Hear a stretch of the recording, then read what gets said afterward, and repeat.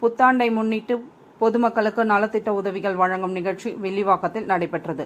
சென்னை வில்லிவாக்கம் சிட்கோ நகரில் ஆங்கில புத்தாண்டை முன்னிட்டு நலத்திட்ட உதவிகள் வழங்கும் நிகழ்ச்சி நடைபெற்றது. சமூக சேவகர் ஆர். கோபாலகிருஷ்ணன் அவர்கள் தலைமையில் நடைபெற்ற நிகழ்ச்சியில் வில்லிவாக்கம் சிட்கோ நகர் பகுதியில் உள்ள பொதுமக்களுக்கு நலத்திட்ட உதவிகள் வழங்கப்பட்டது. சுமார் 500க்கும் மேற்பட்ட பொதுமக்களுக்கு நலத்திட்ட உதவிகள் வழங்கப்பட்டது. இந்த நிகழ்ச்சியில் வில்லிவாக்கம் காவல் ஆய்வாளர் ரஜீஷ் பாபு அவர்கள் கலந்து கொண்டு நலத்திட்ட உதவிகளை வழங்கி துவக்கி வைத்தார்.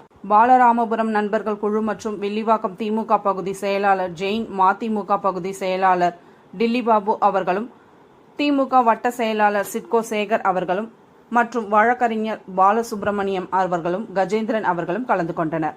நிகழ்ச்சிக்கு முன்பாக சிறுவர்களின் கலை நிகழ்ச்சியும் மற்றும் எழுத்து விளையாட்டு போட்டியும் நடைபெற்றது. போட்டியில் வெற்றி பெற்றவர்களுக்கு பரிசுகள் வழங்கப்பட்டது. பொதுமக்கள் அனைவரும் முகக்கவசம் அணிந்து கொண்டு தனிநபர் இடைவெளியை கடைபிடித்து நலத்திட்ட உதவிகளை வாங்கி சென்றனர்.